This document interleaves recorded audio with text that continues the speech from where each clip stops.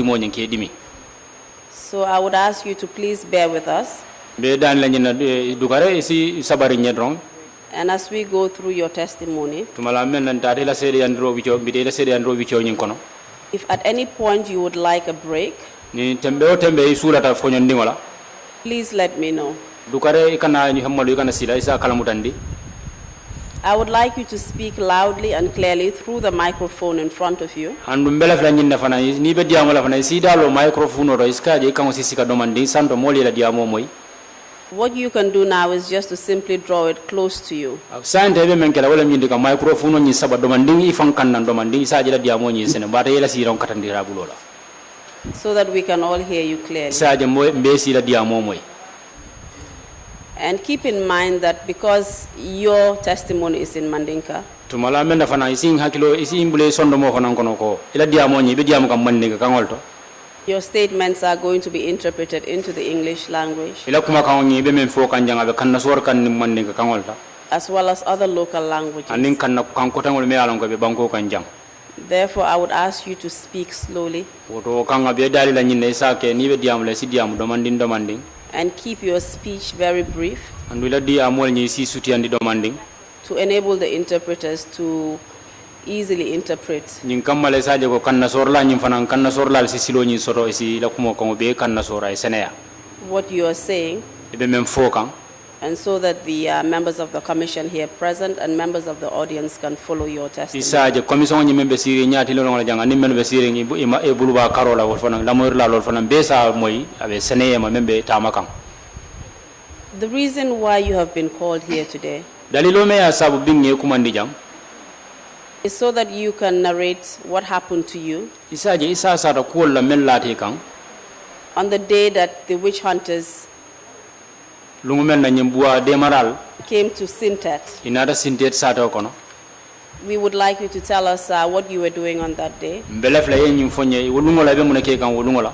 how you were captured, Ye muta nyaadi le. and how others that you witnessed were also Andu captured. mo kote ngol yemen sede ay wol fana muta nyamen. What treatment they received Yal muta nyaadi le ye muta nyaadi le o mare nyol kabri ye muta. at the hands of those who captured them, Mol bulo kono me alongo wolle muta. as well as what treatment you also experienced, Andu o kam fotan o kam kota ke defana yemu lonli le karanga ko nyin kono. and how you were transported to Kanilai, Yal bulandi mo kono nyame yal samba nyaadi le kanillay. and what happened to you there. Mune kete la jeto fana kanillay je kabri yal futandi je.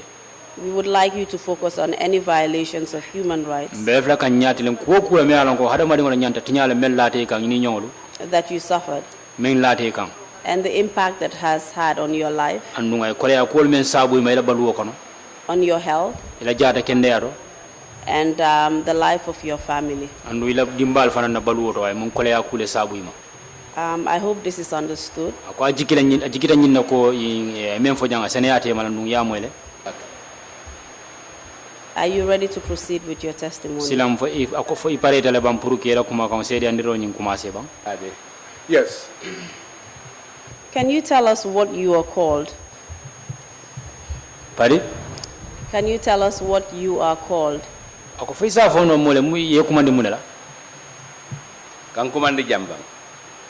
The reason for me being called here, What is your name? itodum Karamo Sanneh. Karamo Sanneh. Where do you live? ibe sabatere min tole. Sintet. Sintet. What is your date and place of birth? E wuluda sanjuma la ndu ibe sabatere min tole. Wuluda kiyam mandina le. I was born in Kiang, Mandina, Arimbe shirin Sintet le sai. but I am resident now at Sintet. And how long have you been resident at Sintet? Ay wati jellesi ibe sabatere sintet. Nara Sintet 1970. I came to Sintet in 1970. Ani nande mamanta la dumbe jel. Up till this year, I did not go anywhere. I'm still there. And do you have a family? Ye dimbayal soto le ba. Ankany. Yes. So nindingol lem. Ani mamaringol. I have my children and my grandchildren as well. And can you tell us what is your occupation? Fo isa fo no nye muna muila do ko woti. Seno. I'm a farmer. And what do you farm? Ko ka muna sene. kati sene I farm groundnut anin tubaño and corn anin findo and findi. And can you tell me whether or not you have any other source of income? Do you do any other work apart from your farming work? Ninga boda sama senola. Fo do ko tambe bulla jabbang ikamen ke ika dimbal soto baluo soto medoga. oto mon kata bato Yes, before kajala fawke I used to fish.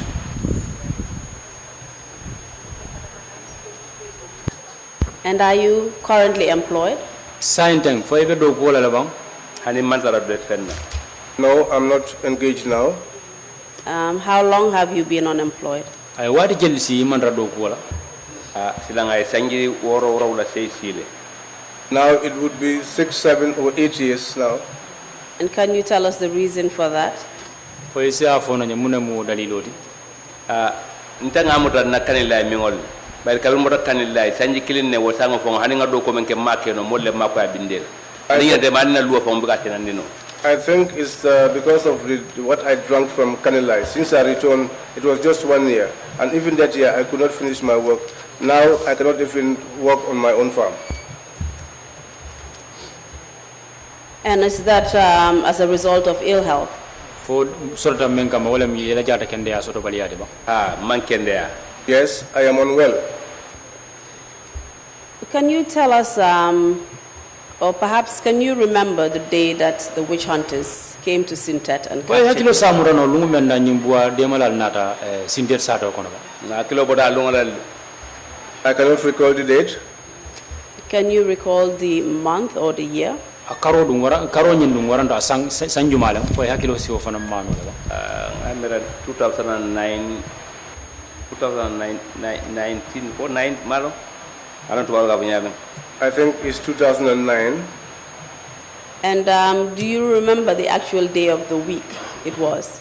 Fo lungu nyim fango lo ko nyim fango fo samuta no le bang. ni kilo man bonga me arabolem If I have not forgotten, I think it was on a Wednesday arabo o tenen or on a Monday. And please tell us what you were doing on that day and where you were. Islam isa fo no mole do mun ke kan wolungola kabri nata. yo mbeshir na jimba wala le I was, jannen ka sije mbarndim malam solo dara nyambodula I was sitting in my house Under my veranda. on my veranda. ndada mbarndim mala nyambodula mbarndim malam solo wuluta ndada nyambodula My nephew's wife gave birth, so I went to the naming ceremony.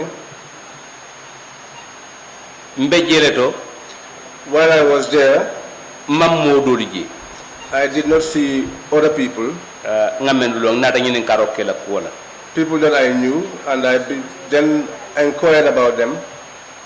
ina rafa ko ya jame kamol le kina jankana mol muta Then I was informed that Yaya Jammeh sent people here to arrest people. ko endemanta dulato I told them that I was not moving an inch. kabiringa tolaro ke mbota je nata sokon After we named the child, I left that place and returned back home. mbe futala je ngambari mbatara apareta ay tatalo sode ako akatale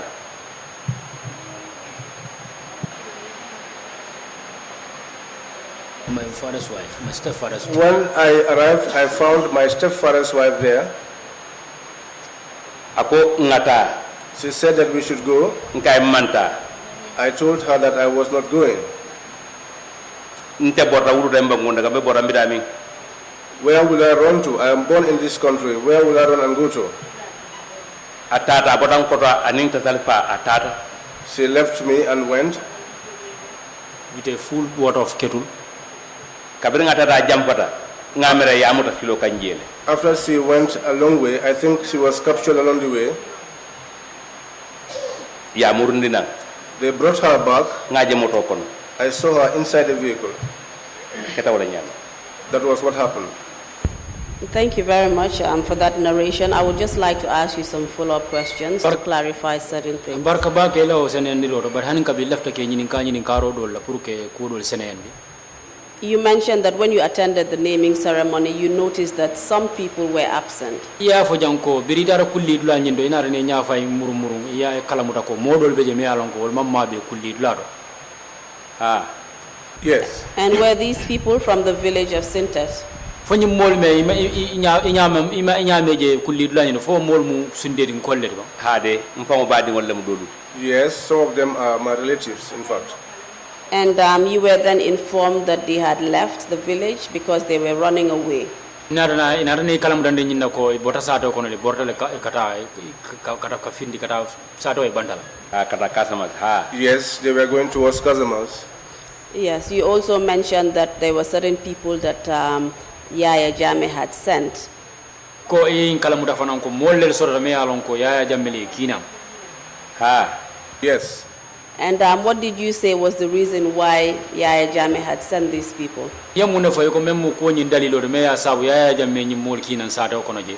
Mfudarun kanila ila ngolon ko buale ginara wala mindi. It was after I got to Kanilai that I came to know that they had come to give a concoction to witches and wizards. The question is, at that point when you attended the naming ceremony, you were informed that the ex-president Yaya Jammeh had sent people. Nyinin karo men wala nyindi ko iko biribe nun kulli la ro ye kalamuda yen fo e ko Yaya Jammeh mollel kinan kana sato kono je. At that point, were you given any information as to why he had sent them and who he was sending? Wato la fo ya fo en muna ya sabu ay mol kinan je ando yewol ki mol kinan mo mollel kamma. Ade watu mo ma fanya de ko yele ko kana molle muta kay mol kinan kana mol muta. No, at that time they did not tell me. The only information was that he had sent people to come and capture people. Mfudaru mo suo kono. It was when I got home.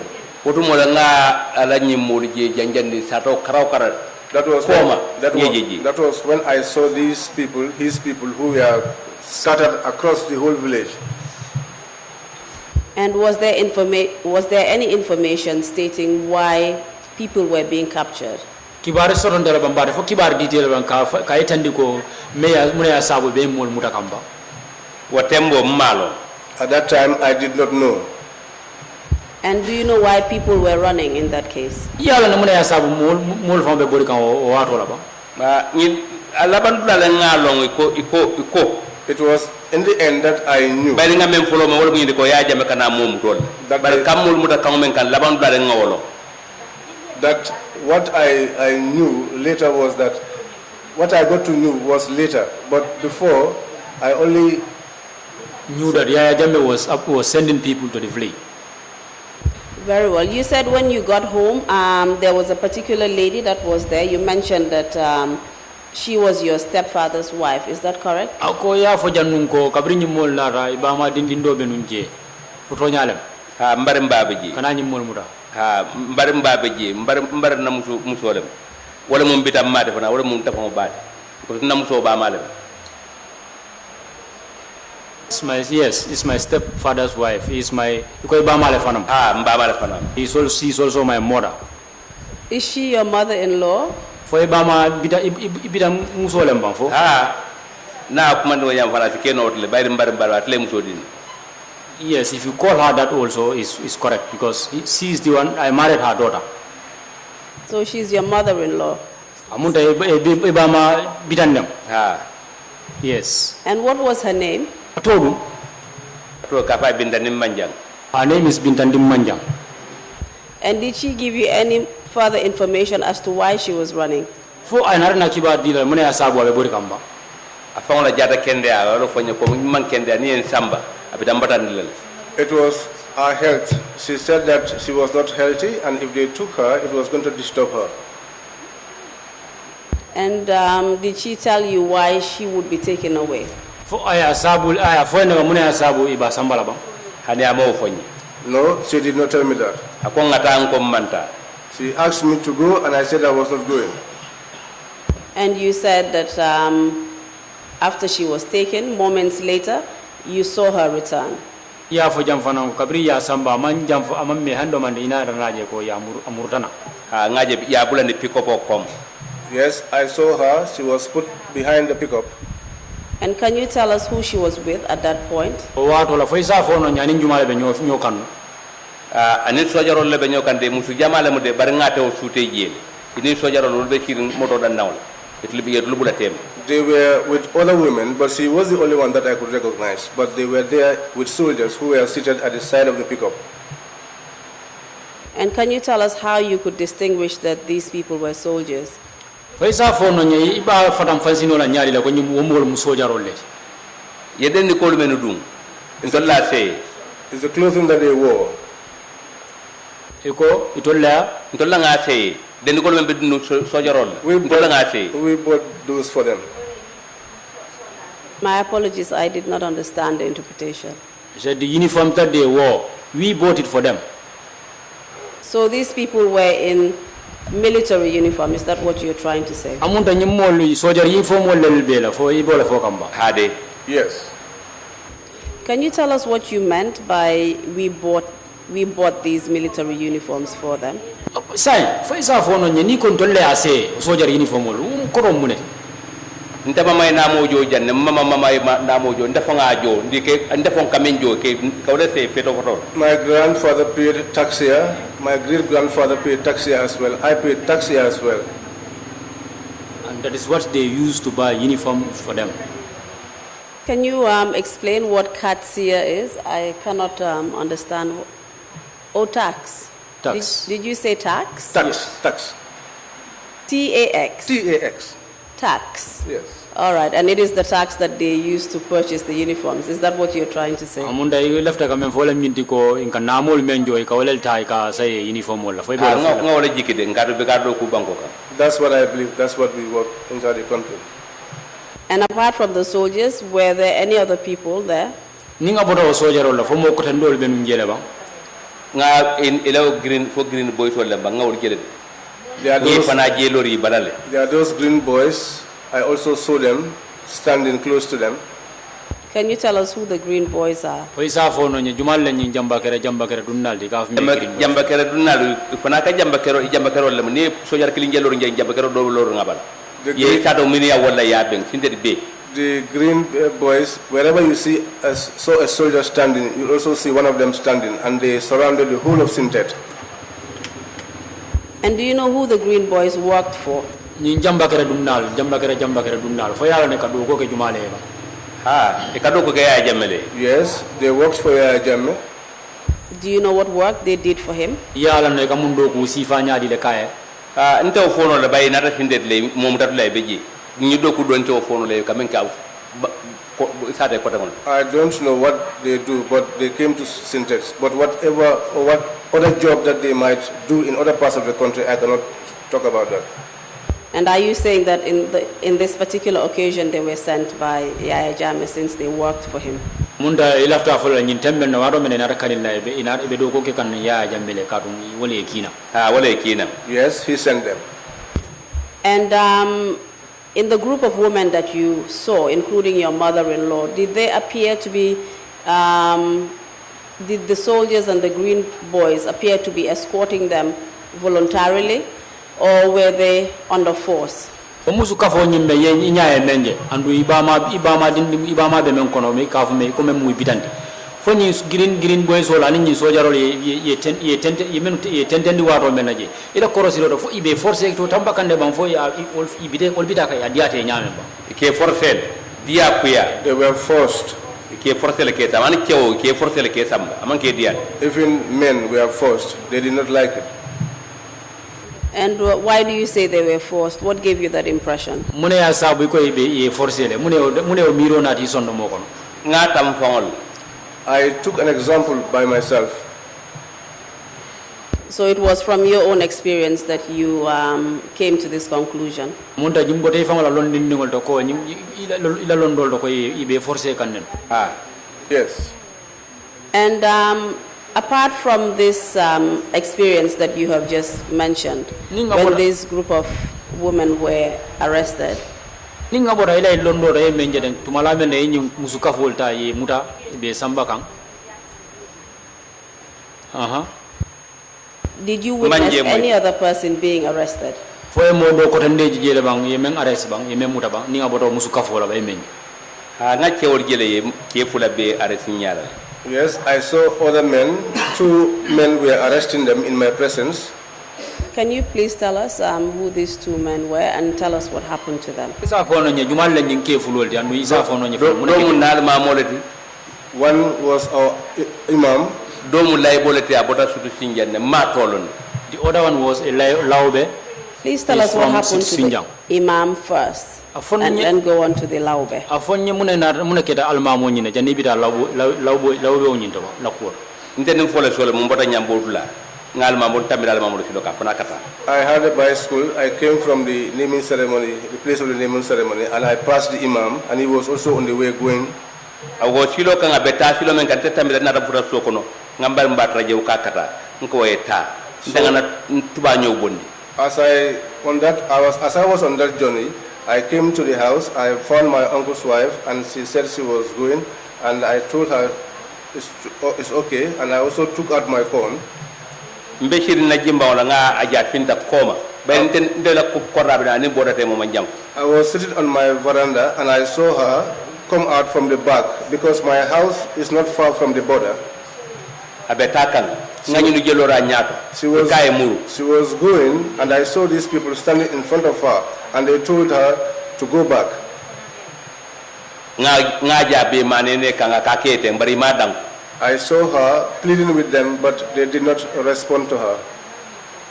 Inara kama kalipa foka boindi. Then they started beating her up until she fell down. Ka kurundu And they were dragging her until she pleaded with them to allow her to stand up.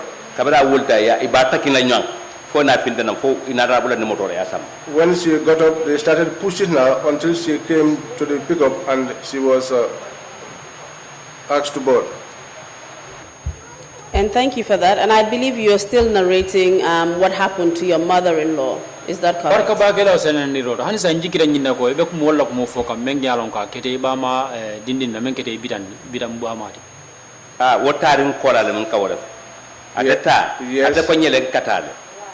Yes, after she left, she told me she was going. And can you tell us what her name was?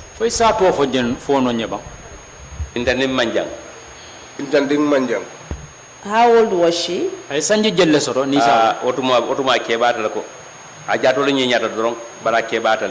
time she was elderly, just that she was elderly, just that she was looking fit, but she would be between 60 and 70 years old. And can you tell us who was beating her? They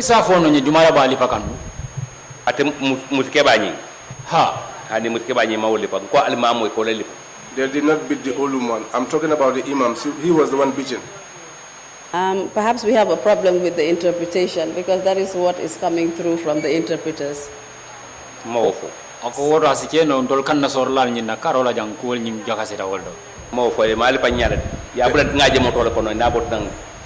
didn't say that.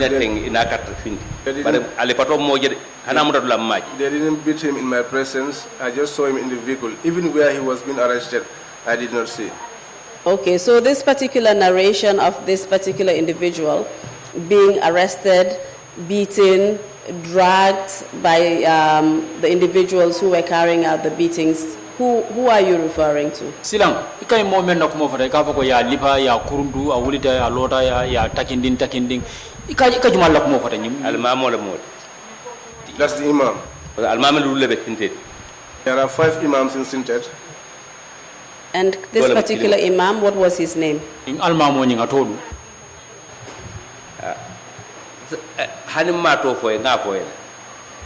Even if I don't call his name, I already told you. Very much. Thank you very much. I know that you have already provided some names that have been protected.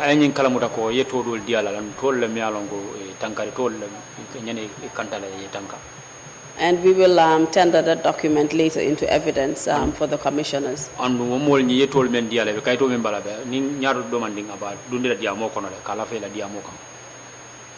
can you tell us who was carrying out these beatings and how he was beaten? They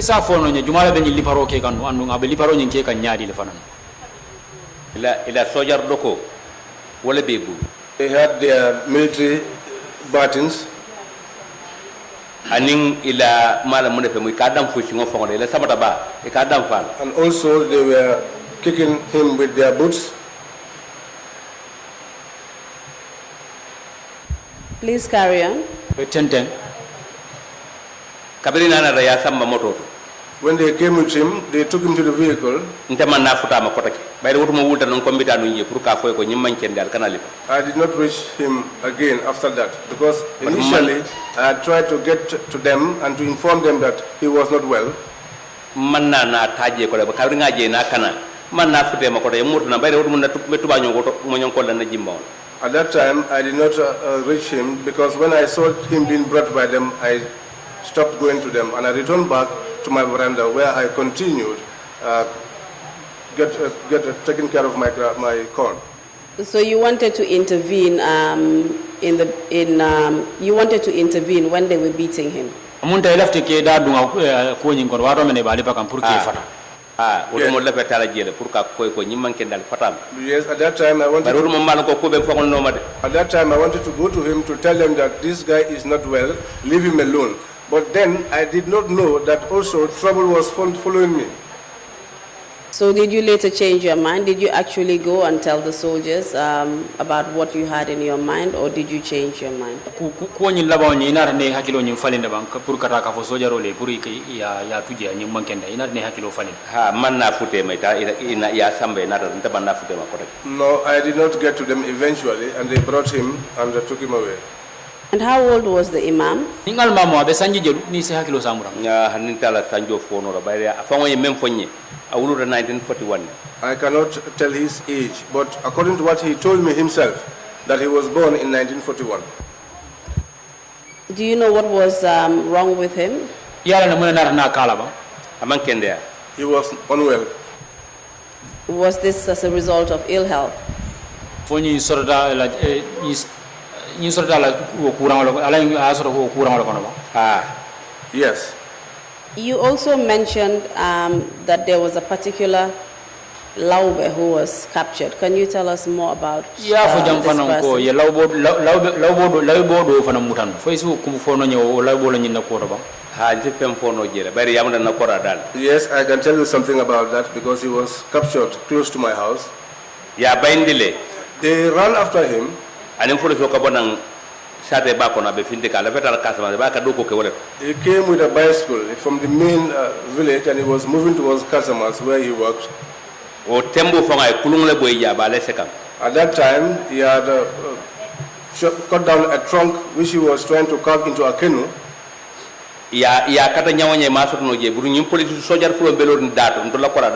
They tried all means to capture him, but they did not succeed. But these two soldiers who were standing close to my house were the ones that captured him.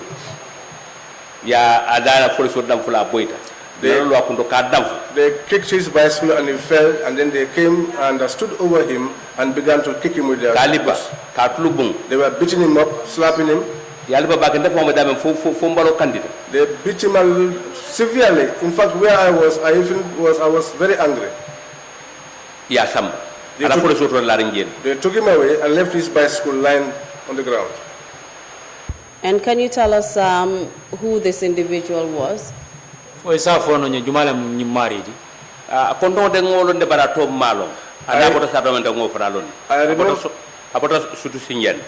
remember his soul name, but not his name, and also the settlement where he's from. He's from Sulusunjang. His soul name is So. Do you mean So? Yes. You mentioned that he's a Laube. Can you tell us what that means? In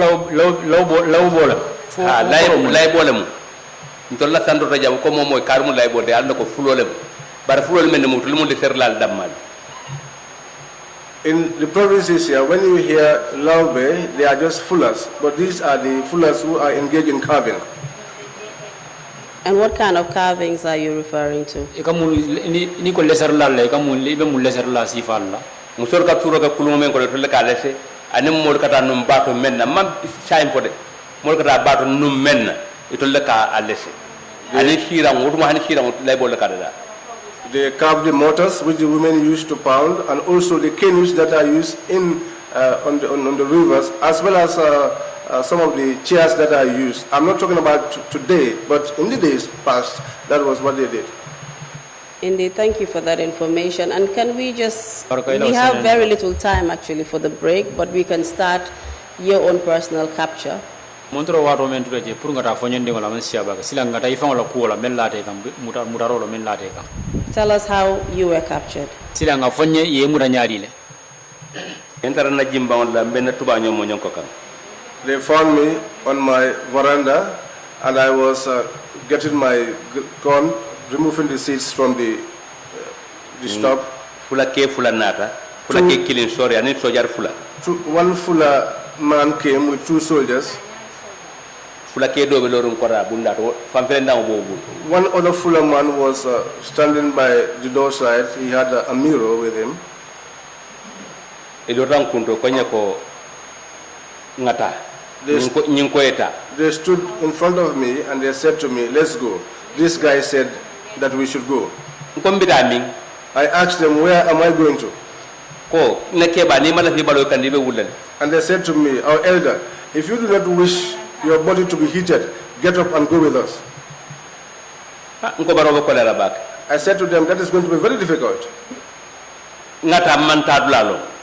To go, and when I don't know where I'm going to,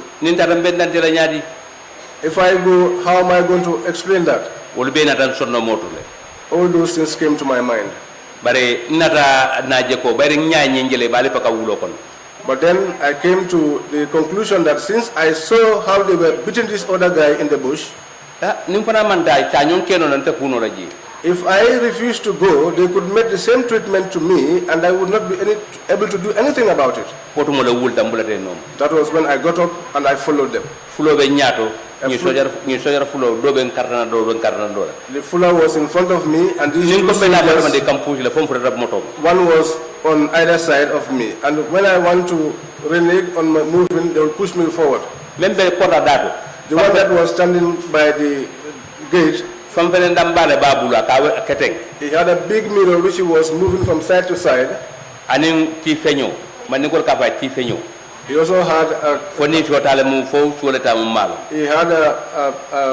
a tail. I'm not sure whether it's a horse's tail or a cow's tail. They took me like that and they put me inside the vehicle. I think this is a good place to stop. But perhaps before we come back, we're having some difficulties with the interpretation. There is some inaccuracy and mixing up with the witnesses' testimony. So perhaps the interpreters can use this time to try and sort that out before we come back. Thank you very much. Mr. Chairman, over to you. Thank you, Council, and thank you, Mr. Sanneh.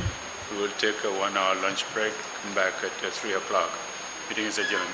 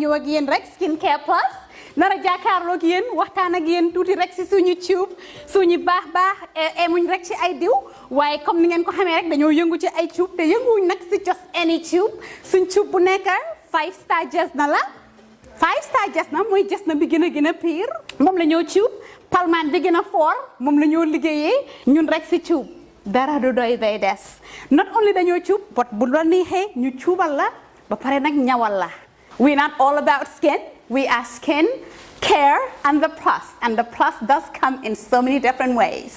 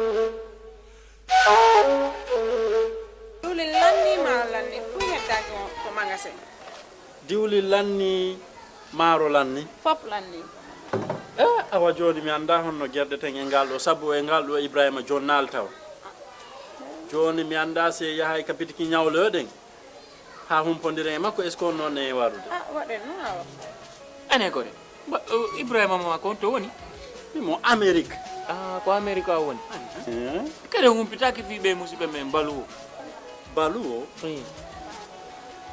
ɓe andanɗa kala ko wawɗa wonde e aduna o si a rewi e juuɗe maɓɓe a jonnay ɗo dépassement o Gambia hara no weeɓi a yahata kadi taw ko mbuɗi ɗi no ƴawi walla no jippi ɓe haalantama ko kala ko falɗa ko sengo ñamete indi nebba maaro basal pomme de terre kala ko rewi ɗon a hendoto hara no weeɓi kadi wona ɗum ɗon tu ɓe jonnira e mobile phone siko ɗum kadi laptop kala ko wayrode ɗi hay kaspawa ɓe wawma jonnude kadi sa wala humpitade ko weeɓi ƴettu Google account ma joni data ton waɗa download app maɓɓe on ayiyay kala ko humpima e maɓɓe ton ɓe weeɓi yama ka wonɗa wo e aduna on kala ko wawɗa a jonnanayi wonɗo ka leydi men Gambia ɗo dépense hara no weeɓi ha mayi si ɗum non fof no neeɓi immoɗen joni mi ɗowtama ka place maɓɓe jano waɗen joni iya heɓa ko falata waɗen kisan